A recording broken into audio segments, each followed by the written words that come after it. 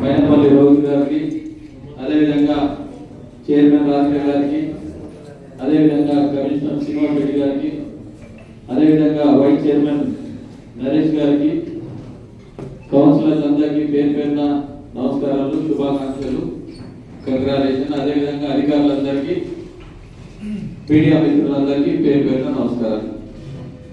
ఇప్పటి వరకు 32 వార్డులో చాలా మంది వాటర్ సమస్య ఉంది. గారిని ఎక్కడే కోరుతా ఉన్నాను, ఎక్కడైతే వాటర్ సుమారు 13,000 ఇళ్ళు ఉన్నాయి, మిషన్ పగలంతకేని ఎంత వాటర్ వస్తుంది, మనకి ఎంత డెఫిసిట్, ఎక్కడైతే బోర్ కావాలో ఆ బోర్ నుంచి పైప్ లైన్ డైరెక్ట్ ఇచ్చేస్తే ఆ వాటర్ సఫిషియెంట్ ఇచ్చేస్తే మన ప్రాబ్లం సాల్వ్ అవుతుంది. లేదా కొన్ని బోర్లు ఎక్కడైతే బోర్లు ఉన్నాయో మోటార్ లేవు, ఆ మోటార్లను ఫిట్ చేసి లేకపోతే రీఫ్రెష్ చేసి అక్కడ ప్లాన్ చేస్తే బెస్ట్ ఉంటుంది. అదేవిధంగా రజనీ గారు కోరింది రోడ్స్ అంతా గుడిగా ఎక్కడ ఉంటారో అక్కడ ఏంటంటే చెట్లు బాగున్నాయి, ఓ డోజర్ పెట్టి క్లీన్ చేస్తే అది క్లీన్ అయిపోతుంది. అదేవిధంగా ఇద్దరు మిత్రులు అంగన్వాడీ కేంద్రాలు ఉన్నాయి, 2 అంగన్వాడీ కేంద్రాలు దీపక్ ఉదయ్ ఇద్దరు మాట్లాడడం జరిగింది. అంగన్వాడీ కేంద్రంలో ఏం రిపేర్ కావాలో ఏంటి, దాని సమస్య ఏది కూలిపోతా ఉన్నాయి, దాని మీద ఏదైనా ఫండ్ కావాలంటే ప్రపోజల్ పెట్టేసి ఈ అంగన్వాడీ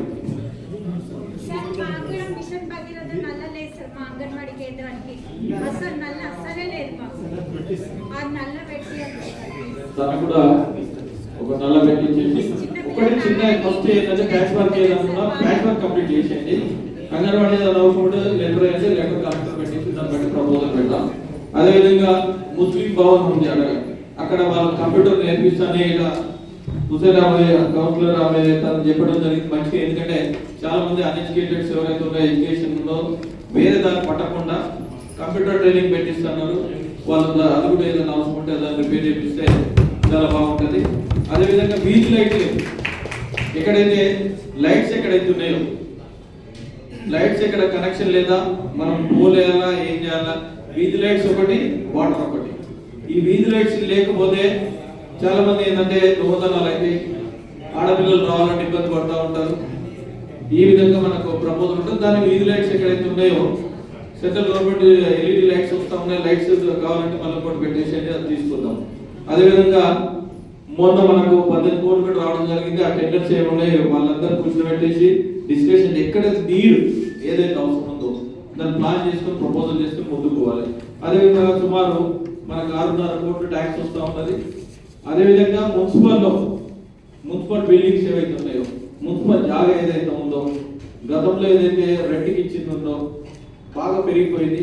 మళ్ళీ రీటైలర్ పెట్టేసి మున్సిపల్ ఇన్కమ్ వచ్చేటట్టు ప్రపోజల్ పెట్టేస్తే మనకి ఇబ్బంది అవుతుంది. అదేవిధంగా మీరు సమ్మర్ ఒక్కటే మనకి ఇబ్బంది అవుతుంది. వాటర్ గౌరవ్ గారు చెప్పి నా ట్యాంకర్ రాలేదు, ఇంకో కౌన్సిలర్ గారు వెంకటరమణ గారు ట్యాంకర్ వచ్చింది అన్నోడు కాలేదు. ఇవన్నీ ఇబ్బందులు కాకుండా మన ప్రైవేట్ ట్యాంకర్స్ రెంట్ తీసుకుంటే ఈ 3 months రెంట్ తీసుకుంటే 4 కాకపోతే 6 ట్యాంకర్స్ పెట్టింది అనుకో. ఇప్పుడు ఏమైందంటే కౌన్సిల్ ఏమైందంటే ట్యాంకర్ అన్లోడ్ అయిందాక 4 గంటలు అన్లోడ్ అవుతుంది, అందరు నీళ్ళు పట్టుకోవడానికి. ఇంకో ట్యాంకర్ పోవాలంటే ఇబ్బంది అవుతుంది. రెంట్ ప్రపోజల్ తీసుకుంటే ఈ సమ్మర్ సీజన్ 3 months మనకి ఇబ్బంది కాకుండా మనకు పర్మనెంట్ ట్యాంకర్స్ ఏవైతే అవసరం ఉన్నాయో నీరు 1, 2, 3 మనం ప్రపోజల్ పెట్టుకొని దాన్ని ప్లాన్ చేసుకుని ప్రపోజల్ పెట్టాలి. అదేవిధంగా ఎస్టీబీ ప్లాట్ కోసం నేను చెప్పినాను, అందరు మధ్యలో తీర్మానం చేపించేసి ల్యాండ్ అలొకేషన్ కావాలి. ల్యాండ్ అలొకేషన్ అయితే రాబోయే రోజుల్లో మెదకు దోమల బాధ పోతుంది, ఈ రోడ్స్ బాధ పోతుంది. అదేవిధంగా చాలా మంది ఇప్పుడు ఒకటి ఏంటంటే ఒక వార్డులో వాటర్ వస్తే వర్షం వస్తే మునిగిపోతుందని చెప్పి దానికి ఇప్పుడు మీరు రిటర్నింగ్ వాల్ కడతా ఉన్నారు. దానికైనా పర్మనెంట్ సొల్యూషన్ చేసి డ్రైన్ వాటర్ ఎక్కడైతే ఉందో వాటర్ సింకేజ్ అయ్యేటట్టుంటే బోర్లు మనకు సింక్ కాకుండా బోర్లు ఇబ్బంది కాకుండా ఉంటుంది. దానికైనా ప్రపోజల్ పెట్టుకోవాలి. అదేవిధంగా కోతుల బాధ ఏదైతే ఉందో గవర్నమెంట్ ల్యాండ్స్ ఏదైతే ఉందో ఫారెస్ట్లో అక్కడ మొన్న మీటింగ్లో కౌన్సిల్ మీటింగ్లో మాట్లాడడం జరిగింది. ఈ పండ్ల చెట్లు పెట్టాలి. ఈ పండ్ల చెట్లు పోతే కోతులను కట్టుకోవడానికి వస్తారు. మన ఏరియాలో ఎక్కడైతే దూరంలో ఉండదో పండ్ల చెట్లు పెట్టడానికి అదొక ప్రపోజల్ పెట్టండి. ఈ విధంగా మనం ప్లాన్ చేసుకొని ప్రపోజల్ చేస్తే బాగుంటుంది. అదేవిధంగా చాలా మంది అమ్మా నేను ఒకటే చెప్తా ఉన్నా, మీరంతా ధైర్యంగా చాలా మంది ఎందుకంటే ఒక రౌతు ఉంటుంది, రౌతును కొడతా ఉంటారు. అరే నన్ను దెబ్బలు కొడుతూ ఉంది, ఒక రౌతునేమో దెబ్బలు కొట్టారు. ఈ రౌతు ఏమో హ్యాపీగా ఫీల్ అయితే ఈ రౌతు చాలా నా దెబ్బలు కొడుతున్నట్టు. దెబ్బలు కొట్టిన రౌతు ఏంటంటే చెక్కి చెక్కి చెక్కి విగ్రహం అయిన తర్వాత గుళ్ళోకి వస్తే దాన్ని అందరూ పొందుతూ ఉంటారు. మీకు కూడా సేమ్ అంతే. ప్రతి కౌన్సిలరు అందరు ఇబ్బంది పెడతా ఉంటారు.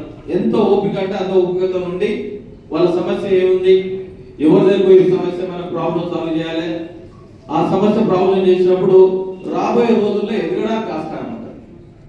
దీన్ని ఆలోచన చేసుకొని ఆవేశం లేకుండా, అహంకారం లేకుండా, సహకారంతో ముందుకు పోయి వాళ్ళ సమస్య ఏదున్నా కానీ ఇప్పుడు ఇబ్బంది పడతా ఉంటారు. మనకు సమస్యలు ఎన్ని వస్తాయి, రూట్స్ అన్ని వస్తాయి, ఆలోచన వస్తుంది.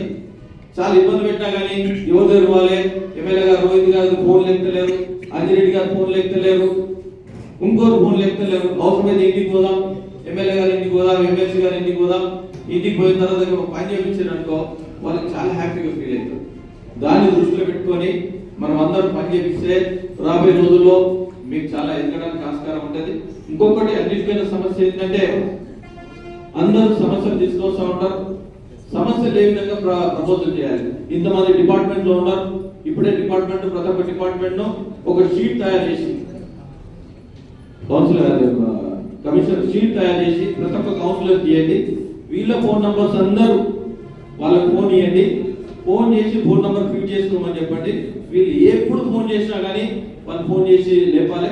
ఒకవేళ మీరు పనిలో ఉన్నా కానీ మీటింగ్ లో ఉన్నా తదుపరి మిస్డ్ కాల్ వస్తే మళ్ళీ వాళ్ళకి చేసి వాళ్ళకి పబ్లిక్ సమస్య మీద వాళ్ళు ఫైట్ చేస్తూ ఉంటారు.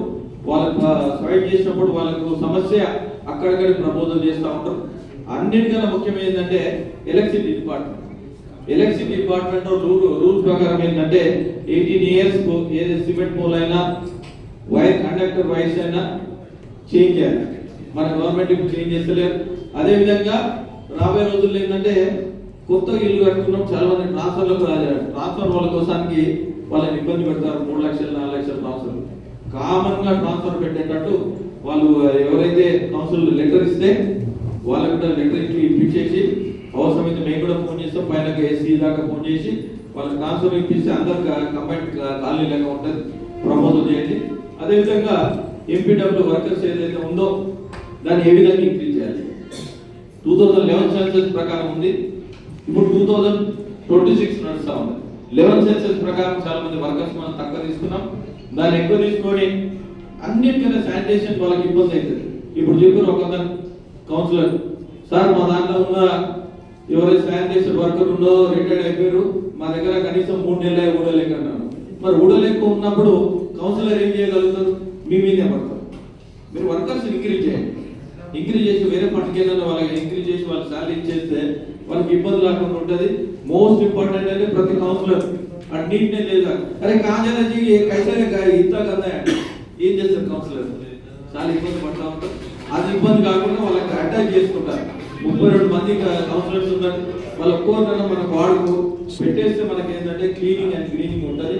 అదేవిధంగా ఇంకా ఏ సమస్య ఉన్నా కానీ ఆ సమస్యను మనము సామరస్యంగా ప్లాన్ చేసుకొని ప్రజాప్రతినిధులు రాబోయే రోజుల్లో ఎంతో ఓపిక ఉంటే అంత పైకి ఎదగడానికి ఆస్కారం ఉంటుంది. ఈ ఎదగడానికి ఆస్కారానికి అన్ని డిపార్ట్మెంట్లో కనీసం 31 డిపార్ట్మెంట్లు ఉంటాయి. ఈ 31 డిపార్ట్మెంట్ల ఒకసారికి మీరు తెలుసుకొని ఏ డిపార్ట్మెంట్ అవసరం ఉన్నా అన్న చేసుకొని పోవాలి. అన్నిటికన్నా మొటేషన్ అది ఇంపార్టెంట్. ఎందుకంటే చాలా సంవత్సరాలు పాతకాలం నుంచి 1952 నుండి వాళ్ళు ఇల్లు కట్టుకొని ఉన్నారు.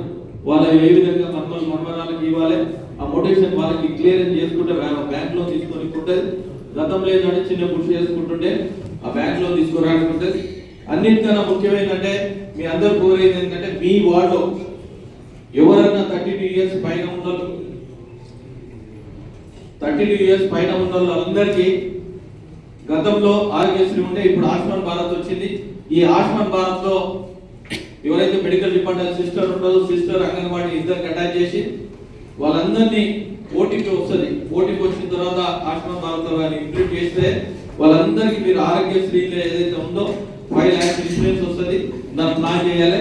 అదేవిధంగా మల్టిపుల్ వర్కర్స్ ఎవరైతే ఉన్నారో వాళ్ళందరూ కూడా మన ఇన్సూరెన్స్ కోసానికి నిన్ననే మేము మొన్న లెటర్ ఇవ్వడం జరిగింది.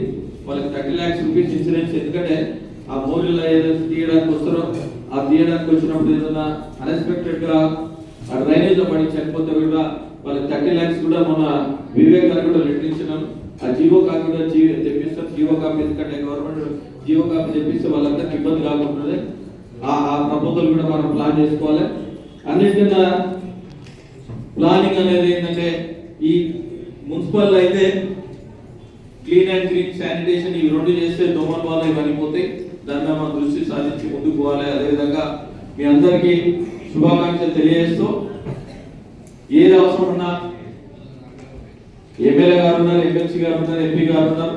సెంట్రల్ ఫండ్ ఏదైతే 15th ఫైనాన్స్ అమౌంట్ వస్తూ ఉంటుంది. మొన్న కూడా 1200 కోట్లు వచ్చింది. ఈ 1200 కోట్ల నీళ్ళు 30 ఏదైతే మున్సిపాలిటీ ఉన్నాయో అన్ని మున్సిపాలిటీకి వస్తుంది. Matching grant state finance commission అనేది central finance commission, state finance commission రెండు గ్రాంట్స్ మనకు వస్తూ ఉంటాయి. ఈ గ్రాంట్ తీసుకొని అదేవిధంగా అమృత్ స్కీమ్ ఒకటి వస్తూ ఉంటుంది. రాబోయే రోజుల్లో స్మార్ట్ సిటీ కింద కూడా మన మెదక్ కూడా వస్తే దాన్ని కూడా మేము సహకరించడానికి బాగుంటుంది. గతంలో అమృత్ 2 కింద గో సముద్రం ఏదైతే ఉందో గో సముద్రానికి అమౌంట్ సెంట్రల్ గవర్నమెంట్ రావడం జరిగింది. మనకి ఏ అవసరం ఉన్నా, ఎందుకంటే ఇది మెతుకు సీమ మెదక్ గతంలో ఉన్నది. చాలా మంది అమాయకులు అందరూ మనమే మెతుకు సీమ మన అందరి వరి పండించి మన తెలంగాణకు అందరికి ఇవ్వడం జరిగింది. అందుకోసానికి సహకరించి సహకారంతో మనం ముందుకు పోతే రాబోయే రోజుల్లో అందరికి ప్లాన్ చేసుకొని ఎవరైతే ఎడ్యుకేషన్ పిల్లలు ఉన్నారో పక్కదా వీళ్ళు పట్టకుండా తను చూసేటప్పుడు మంచి కార్యక్రమం ఎందుకంటే కంప్యూటర్ శిక్షణ ఇవ్వడానికి ఆస్కారం ఉంటుంది. నేను కూడా ఏంటంటే ఎవరైతే ఎస్ఎస్సి చదివిన తర్వాత పిల్లలు కూడా కెరీర్ గైడెన్స్ ఇచ్చి ఏ విధంగా పోవాలి, ఎట్లా పోవాలి అన్నిటికన్నా నేను ముస్లిం పెద్దలకు చెప్పేది ఏంటంటే ఖురాన్ చదవడానికి ఉర్దూ నేర్పేది కానీ ఇంగ్లీష్ హిందీ ఇంగ్లీష్ నేర్చుకుంటే ఏంటంటే రాబోయే రోజుల్లో డాక్టర్ అయినాక మందులు చదవాలంటే మందుల కోసం ఉర్దూ రాస్తే ఎవరు రాయారు. ఇంజనీర్ అయిన తర్వాత కూడా వాళ్ళకి ఇంగ్లీష్ అనేది ముఖ్యం. వాళ్ళు చాలా మంది ఏంటంటే మంచి మంచి చదువుకుంటూ ఉంటారు. వాళ్ళకి బ్రేక్ చేయకుండా ముందుకు తీసుకుపోవాలి. అదేవిధంగా మీరు అందరు కోరేది ఏంటంటే SC ST BC minority schools లో వాళ్ళందరికీ ఏంటంటే స్కీమ్స్ ఉన్నాయి.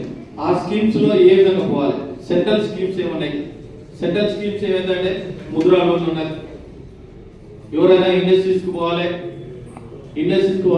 మైక్రో స్మాల్ మీడియం ఎంటర్ప్రైజ్ ఉన్నది. పెద్ద పెద్ద ఇండస్ట్రీస్ ఏదైనా పెట్టుకోవాలి, సబ్సిడీస్ వస్తాయి.